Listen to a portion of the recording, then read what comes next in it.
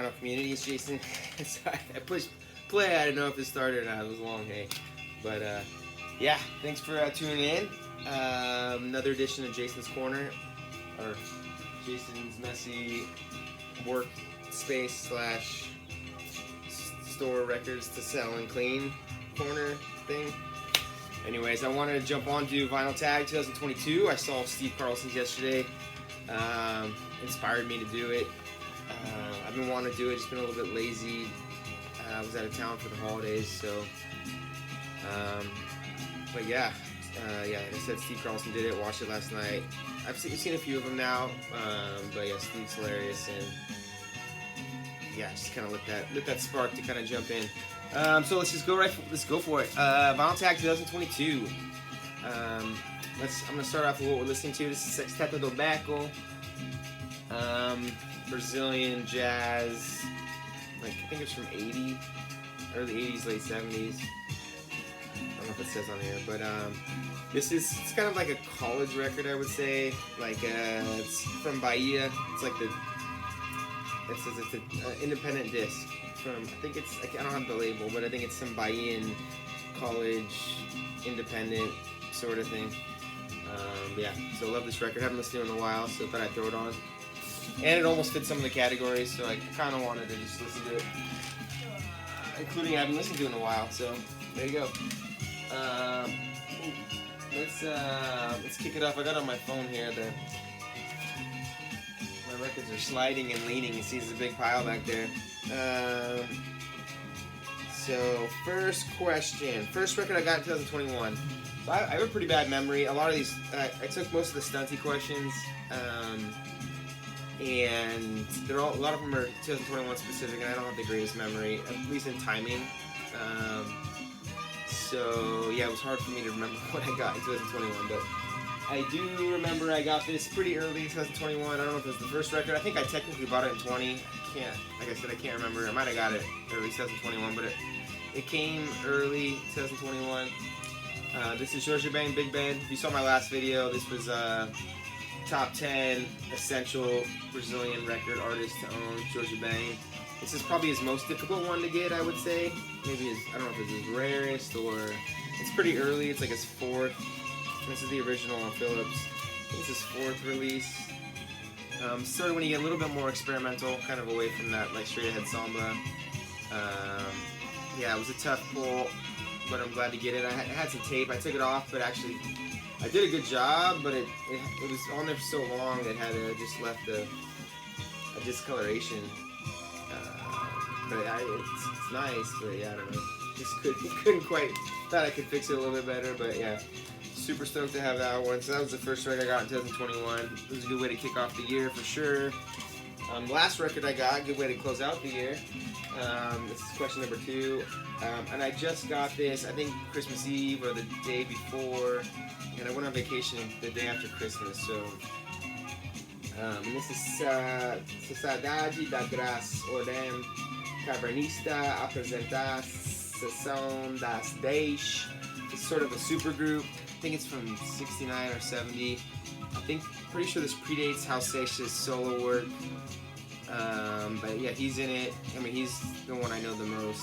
There's Sujel Sampao, and then there's Eddie Starr, and then I think it's Mariam Baratuga or something. She plays drums. I think she wrote 1 or 2 songs. But yeah, this is like Guarda Novem. It's kind of like Tropicali, a little more rock. There's still some like fuzz guitar.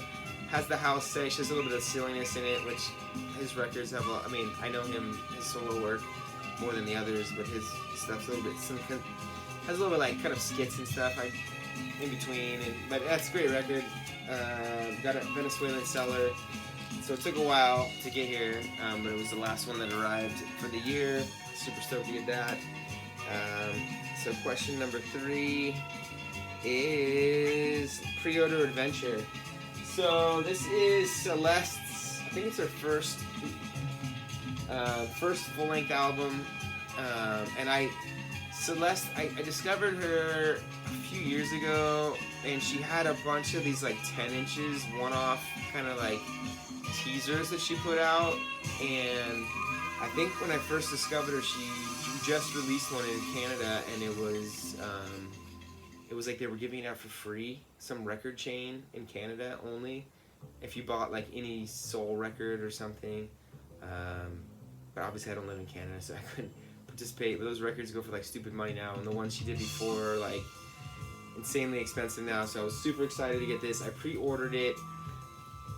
Man, I don't even know when I pre-ordered. Maybe like February 2020. It was really, really early. It was insane. I wanted to get. They were pre-ordering it. The first release. They didn't like releasing any of the tracks. They had no idea what was gonna be on it. But I liked her previous kind of teaser stuff that she put out. A lot of her songs she had on Spotify I really enjoyed. So I was like, I'm gonna buy it, and all the pre-orders came with, they were signed. So I was like, cool. So I bought 2 copies, but they would only ship to the UK. They wouldn't ship to the US. So I had, my best friend is English, so he lives here, but I had to ask him, and so then I had to ship it to his cousin's house in England, who would then turn around and ship it to me. But they delayed it a few times. It was like maybe over a year before they finally pressed it. And in between that time, she came out with a bunch of like really, really awesome songs, and they didn't even make this.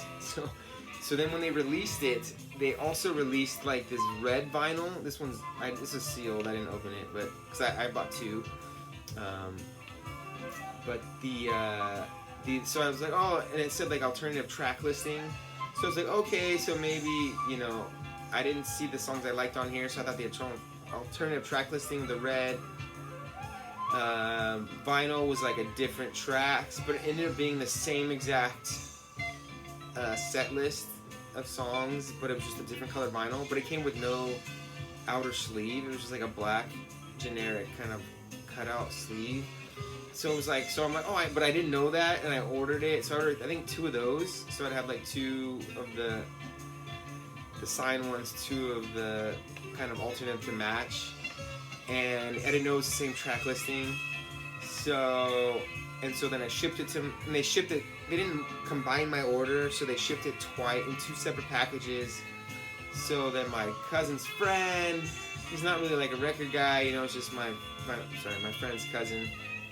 So he just shipped them both separately here. So I paid like shipping to there, and I paid shipping here for 2 different packages. And it didn't even have like all the songs that like came out. They were like really good. And then like a few months later, she announced that she's like re-releasing this with the same cover and a different track listing, with like the songs that were like that I really enjoyed, that I thought were really good at least. So I ended up buying that one too. But man, it was just, I don't know. That was the most confusing pre-order. I don't even know. I'm still sort of confused by the whole thing. I think I got it sorted, but that was probably the worst pre-order, strangest, longest pre-order I've ever participated in. So number 4, Cheapo Record. This is one, I've had this, but I got an upgrade copy sometime in garage sale a few months ago. Average white band. This is the original. I got a super clean copy. God, you can get this record probably in a record store for like $5. It's so cheap. And I remember seeing this when I first started going to garage sales, seeing that.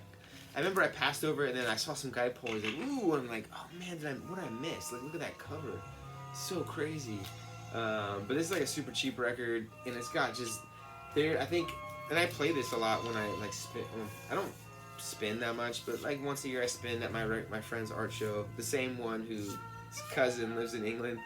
But yeah, side 1, Pick Up the Pieces, which is like off Boogie Nights soundtrack, Person to Person, and Work to Do. I just let those 3 songs just roll, man. That's just fire right there. Cheapo heat, kind of like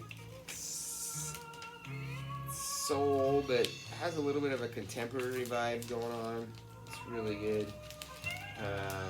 Yeah, every time I see that record, I buy it for sure, because it's always a couple bucks. So I'll just give it out to friends for gifts because it's so cheap. Number 5, spent the most on in 2000. These are all 2021. So, yeah, spent the most on in 2021. This took me a while. This was one of the first ones I bought of the year. So, I've really wanted this record. Waltel Bronco Male Balanço. This is probably like the number 1 record I wanted from 2021. And a seller out from Brazil had it. He wanted insane price. I think he wanted like 400 for it, which is not what it goes for. And it's a pretty clean copy. And I'm getting for like half that. So he finally came down. Yeah, the record, the vinyl itself is amazing. I think it's I don't know if it's a promo or what, but the only issue, yeah, for what I paid, it has some stuff on the back kind of going on. So still wasn't the best deal, but the vinyl is like almost mint. So Waltel Bronco Male Balanço. This is Brazilian, like jazz funk sort of, super groovy, just killer grooves, man. I love this record. Yeah, I paid a lot, $200 maybe. I've only paid 200 maybe a few times. It's a lot, but I'm gonna buy one this year.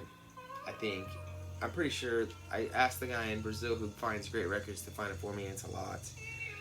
So I'm gonna cut back on my record buying this year and buy just maybe like a handful of records, at least online. A new band from 2021. This is technically, I believe these are 2020, like late 2020 this came out. I didn't really discover it until a couple months later. I didn't get it until 2021. And this is Bufo Borealis. And they have the green vinyl. This is number 72 out of 100. They did 3 runs. I think it's 072 out of 100. They did 3 runs: a black, a white, a clear, and a green. So I ended up buying the clear because I saw it on Discogs, and then somehow I saw on Instagram that the actual the label posted they had some left. So, and the green comes with like a booklet, which I won't pull out, but maybe I will. The green comes with a booklet, so it was like a little extra. So I'm like, man, I want the green because it has the, just a little bit more stuff. That's not a booklet; it's just a poster. Not even a poster. Well, it's a drawing and just it's interesting, and it has some like commentary on the back, but it's in English, which is interesting because it's a Brazilian band. So I don't know why they would do it in English, but. There you go. Shows that even. I wanted the insert and I never even looked at it. So, but I ended up getting 2 copies because I got the clear first on Discogs and then I bought the green from the label. So I ended up gifting the clear copy to my cousin for his birthday. He's a record collector, not as probably diehard as I am. He doesn't really go out and look for records at, garage sales, and he'll buy himself, or he'll get a new record like once or twice a year. That's pretty much it. And that's why I didn't want to take it out. There we go. So yeah. Whatever, I'll deal with this later. Bufo Borealis. This is like, what do you call it? Like sort of like hard rock, jazz funk, sort of. When I think I first showed it, I compared it to like Mars Volta, sort of like that, but I wouldn't say, but a little groovier, not as like intricate guitar playing. Where's my phone? Let's see. Number 7, Out of My Comfort Zone. I bought this this is between Derana. This is the repress, I believe. I can't remember, but I think it's German repress. Looks German. I bought this at the DJ Shadow. He had the record sale at Rap Cats in LA. So I went to that, and yes, I forget, I think Chris Cole and Alex both showed this. I just recognized the cover, and that place with that sale was crazy. People were just like, I got there like right when it opened, but I was the end of the line, and by the time I got in, there was probably 20 people in front of me. By the time I actually got in, the whole wall was completely stripped. Which I already talked about this, but it was insane. So I was just get like dig really fast, which I sort of don't like doing. I don't know, it kind of stresses me out a little bit, but I did recognize this when I pulled it. Just bought it kind of blind, and so I guess So let me explain the. This is out of my comfort zone because it's like krautrock, like a little ambient. Which I'm not like a huge ambient person. It's not super ambient, but it kind of touches that area. So, but I liked it. It's not something I would usually listen to, and I don't actually even think I've thrown it on since I bought it. But I do remember liking it. So maybe I should have played it this time. Maybe I'll play it tomorrow. But Pride Dig. So I'm gonna take a little glass of wine here. I don't remember what I'm drinking, but. I've been drinking a lot of wine lately. Pride Dig. I want to show two here. This was the Sixto Rodriguez. This is the original promo. If you saw any of my other videos. I saw the listing on eBay. I ended up paying like $3,000. I was the only bidder. 48 different Rodriguez records, and I just had a feeling that I would win it. It was just too unique, and there's 48 copies of his, 2 studio albums and a live album and a greatest hits. So there's, technically 4 different records.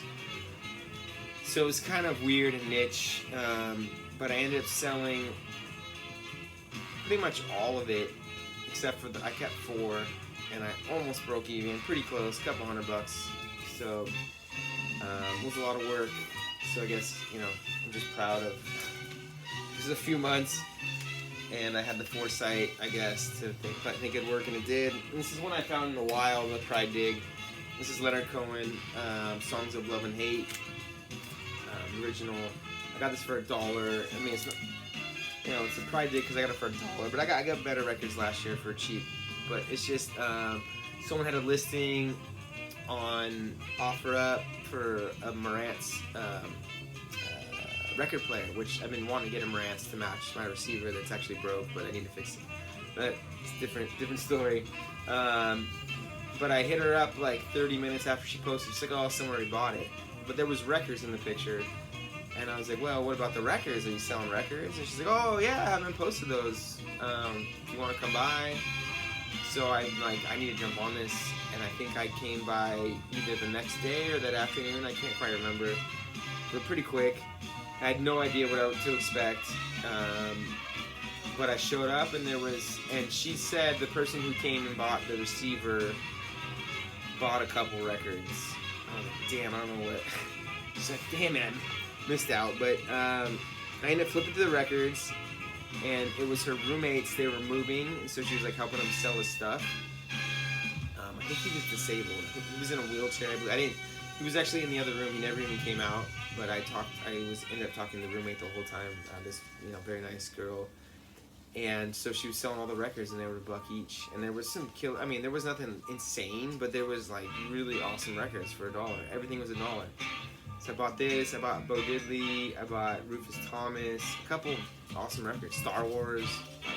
All $1. So I guess the fact that it wasn't really listed yet, but I was able to sort of get in and get it before it was listed and anyone can go dig through it. That was my Pride Dig.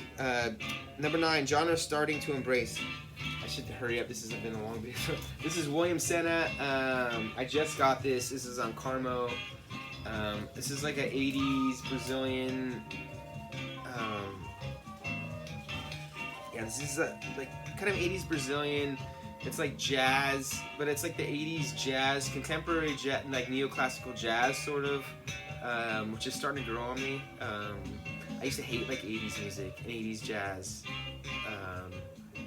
But yeah, I've been watching a lot of videos with Alex and Chris, and they show a lot of killer stuff and just like intricate guitar solo. Yeah, it's like sort of classical, sort of jazz. So really starting to bring William Senna. It's so good. His first album, it's a little bit more MPB, but it has the same kind of vibe. And I actually own that one too, but it's in Brazil, so I don't have that one yet. But number 10, my favorite cover art from 2021. This is Oriole Peña, Johnny. This is Norwegian jazz.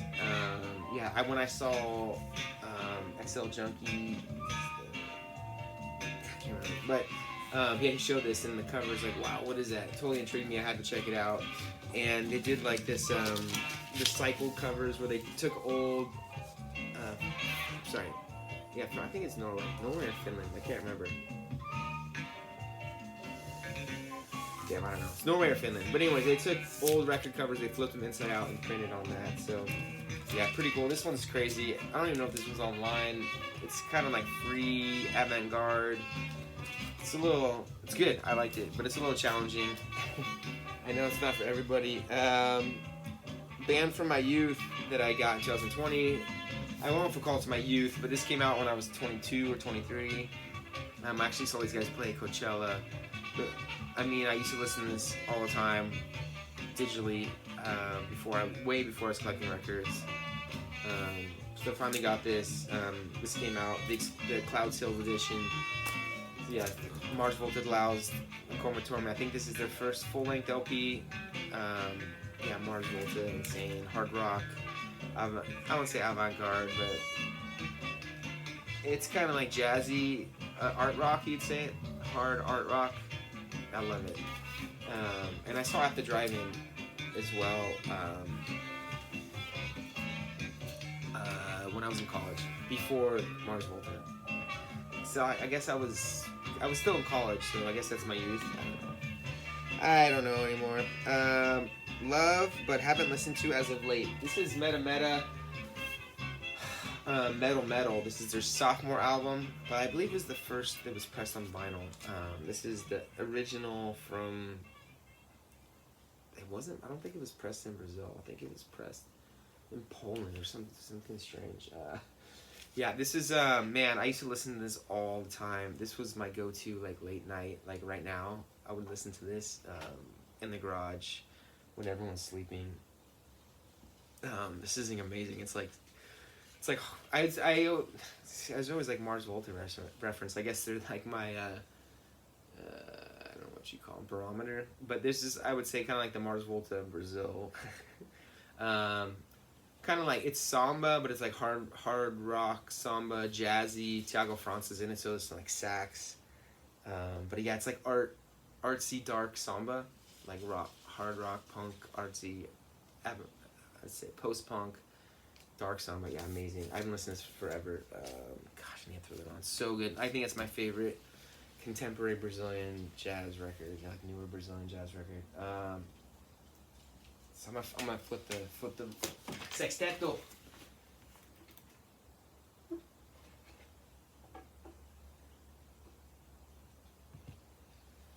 All right.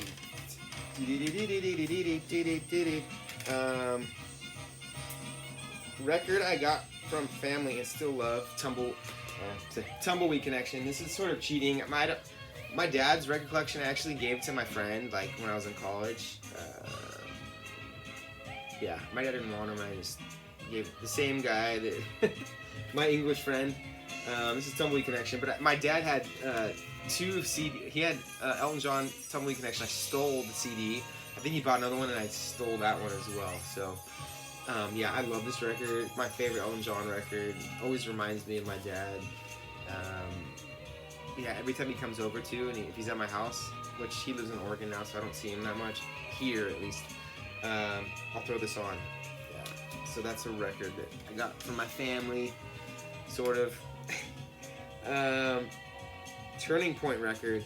This was, let's say this is tough. It was in between, I guess I could have shown a few, but I was thinking about Jorge Ben, Africa, Brazil, which kind of opened the door for me for Brazilian records in general, which I've already said it a bunch of times. So I decided to go with this one. This is Kuraming. This is Achados y Perdidos, and this actually just got pressed either 2021 or 2020. I can't remember. Pretty recent, after COVID started. But this originally was released in I don't know the year, but it was like 2000s. And I remember my wife was in Brazil. She used to go home a lot, and she'd go when we first met, and we first were married. Before we had kids, she'd go back to Brazil like 2-3 months out of the year. I mean, she just missed her family, and I could only go for a couple weeks, so a couple weeks to a month. So she would be gone without me, and I remember hanging out at my friend's house. He was playing FIFA, whatever version, and they had a song off the opening track. I can't remember what it's called. Guerrero. But anyways, yeah, and I played, and he's like, "Oh, yeah, this is Brazilian. Have you heard of this?" And no, man. And I didn't know any like contemporary Brazilian music at all. Well, that's not true. I mean, I guess I knew this stuff from my wife, but she liked Nutty Hoots, which is like a reggae band. She liked, I'm trying to think what else, Charlie Brown Jr., which was a little bit more hard rock. Ohapa, which was sort of like, kind of like soul rock. So I did know a few things for sure, but I didn't know a lot of the more of the underground stuff. I mean, everybody liked that in Brazil. That was like super popular. But I was like, damn, I don't know. And then I went and I like downloaded this Kuraming, and then he had another album that I started listening to, and then from him I started listening to Seo, and I actually saw Seo at Coachella, and then I saw him and Seo play together in LA like a year after. And yeah, then that's what kind of, I remember I flipped the collection, and then I started digging into like newer Brazilian music, because Kuraming kind of like, well, actually, one of the first records I bought from Brazil when I started buying like records from Brazil was his second album, which just got released on Noise, which is like a record club. It was like their third release they ever had. But then I flipped the collection. I made like $1,000 or something, and then I spent like $500 on new Brazilian records. I just went and started sampling stuff, and I started with Kuraming, and it led me to this like hip hop band that kind of had a lot of guest singers in Kuraming, and that's how I discovered like Meta Meta, and then I discovered Goma Gringa, and then all that, just like the floodgates opened. So for me, this album totally opened like a newer Brazilian contemporary. It's such a awesome album. Like it's like samba, groovy, but it's, you know, like indie. It's really good. Yeah, and that one's super cheap. They must have pressed a bunch. It just came out a couple years ago, like I said. A non-music record purchase. So I have this. I bought some tickets to see Alpha Mist. I think it's that. Alpha Mist. Yeah, it's not till May, but yeah, I bought that a couple months ago. He's playing. Super excited to see some like new good jazz. Let's see. Record I passed until recently. This is Joyce. I just showed this one too on another one from my 10 essential Brazilian records. And her first album with Joyce Nelson is the one that I really, really want this year, and it's super expensive, but I'm just gonna hold off on everything else and buy that one. I really want it. But this is from '76. This is Passarinho Urbano on, I think it's Continental. Yeah, Continental, the original. Yeah, I don't know. I mean, this was recommended to me by a Brazilian seller that I buy a lot from. I used to. I don't know. I listened to it once. I was like, but yeah, after a couple listens, it's really good. It's like kind of stripped down samba, like almost like traditional samba, but like very poppy. Like the songs are written like in a very pop way, and it has a lot of like the Bahian, like traditional like drumming, and it's really good. It's just like drums and percussion, and her on guitar and her voice. It's just, and every song is just so catchy and so like so good. But yeah, it took me a while, and I finally got that in 2021. Just, I don't know, just finally clicked, I guess. The longest to file I got in 2021. So I didn't quite understand this question, but this record took me forever to get. Los Jaivas, and I got this. This is the original IRT. Trying to think of when I first wanted this. Los Jaivas, I discovered the backup band of Manduka. Manduka's record. Who's a Brazilian who he wasn't exiled, but he like left the country to go to Chile for like political reasons. I think his dad was a journalist or something. But he released his first album in Chile in Los Jaivas. I don't know if the whole band, but a couple of the players are on it. So that's how I discovered him. And I know that was when I was my son. I think he was 1. So he's 6 now. It was at least 5 years ago that I bought my second Manduka record. So I know that I've wanted this for at least 5+ years. So yeah, really happy. I got a really awesome price from a Brazilian seller, actually, like $100, like near mint with the. I think it has an insert. Yeah, so it took me forever, but I finally got that one, 2021. Vclt in 2021. So this is Lulu Cortez Satwa, and I can't believe I have this. The cover is actually a print, so it's fake. This record is just insanely rare, but the record's original. So actually, one of my things I want to do in 2022 is get a cover if I can. Just the cover, because I don't want to spend 4 figures for this record. But yeah, I can't believe someone gave this to me. It was sort of a trade, not really. I can explain the next record with the VCLT I want to give. But I gave someone on Instagram a VCLT, someone who was like, has an amazing collection, and I thought that he could use some like newer contemporary Brazilian stuff that was a little out there. He seemed like a cool guy, and I had some extra copies. So I sent him one, and he sent me this back. I didn't ask for anything in return, but he was like, let me send you something. He asked me if I had this, and I was like, no.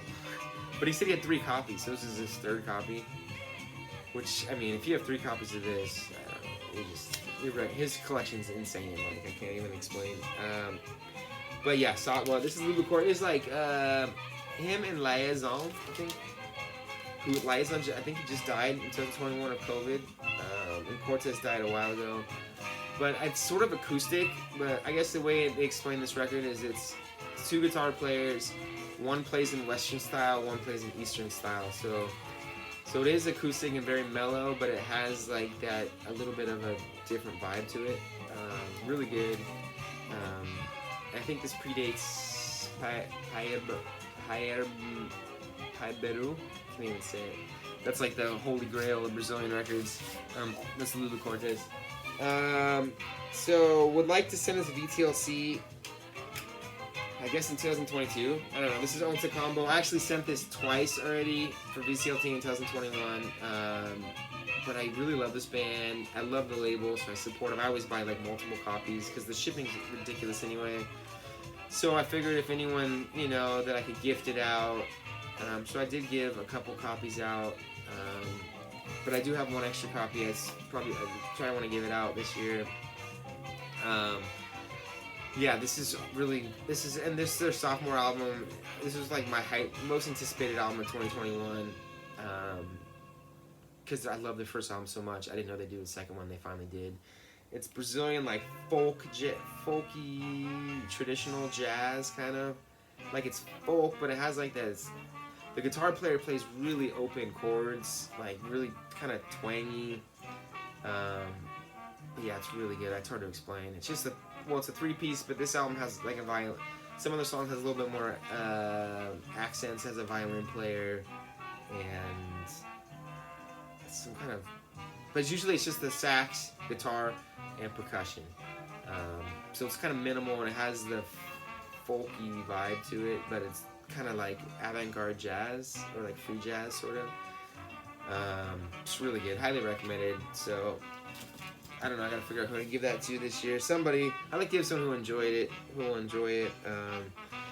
20 I bought because not because of the main artist, and this is the first one that came to my mind. This is Azur Lawrence. I bought this at an estate sale.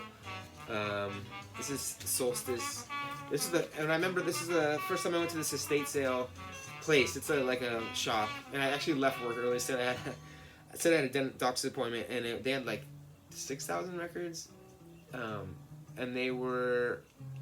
He didn't have a price, but he just said they were going to be reasonable. So I just went through. I think I went through all 6,000. I was there from 2 to 6, or like 5:30 or whenever they closed. I was there for a few hours, and the records were filed sideways, and they were really tight, so it was like really hard to like flip through. So that's what kind of took me so long. I mean, 6,000 records is a lot.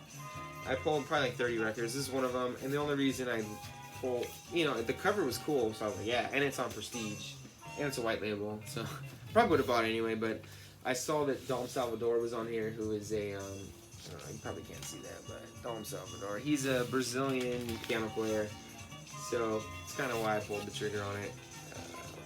Anyways, yes. So I think this is the last.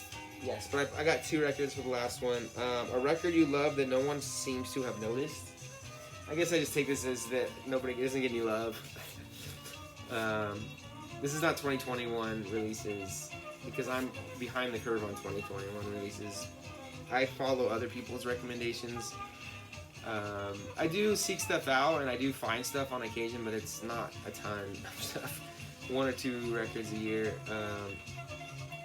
But 2021 I didn't really kill it on new music. But this is Ramsey Lewis made Another Voyage. I think it's called Another Voyage. Yeah. I don't know. I love this record. I don't know. Ramsey Lewis gets no love. And I was just listening to Ramsey Lewis tonight, actually. A different album. My wife's like, wow, it's so good. I think he's got a couple gems. He's got like 4 or 5 records. And it's like so cheap. But I've never seen anybody show this one. And yeah, I think it's amazing. Amazing record. And then this is also another one that nobody's ever noticed. I guess I had to end on some crazy Brazilian record. This is Luis Vagner Lopes Simples, and this is probably the most money I've ever paid for a record. So I guess, but I've never seen anybody show it except for one person on Instagram, which was the guy who gave me the Satwa record. So that's how deep his collection is. He's got all kinds of crazy stuff. This is Brazilian from like early 70s. It's like soul samba. He wrote songs for other people. I think he was mainly a songwriter for other artists, but he came out with this album. Yeah, I think he has three albums. Yeah, this is really, really good. This is like one of my favorite Brazilian records. Yeah, I remember posting on Instagram, I think I got like 10 likes. not that I have a lot of followers anyway, I only get like 30, 40, but this is one of my lower. I'm like, man, nobody's like stoked. This record's so good. Anyways, I guess that's just me being whatever. But yeah, Luis Vagner Lopes Simples, highly recommend this. Totally.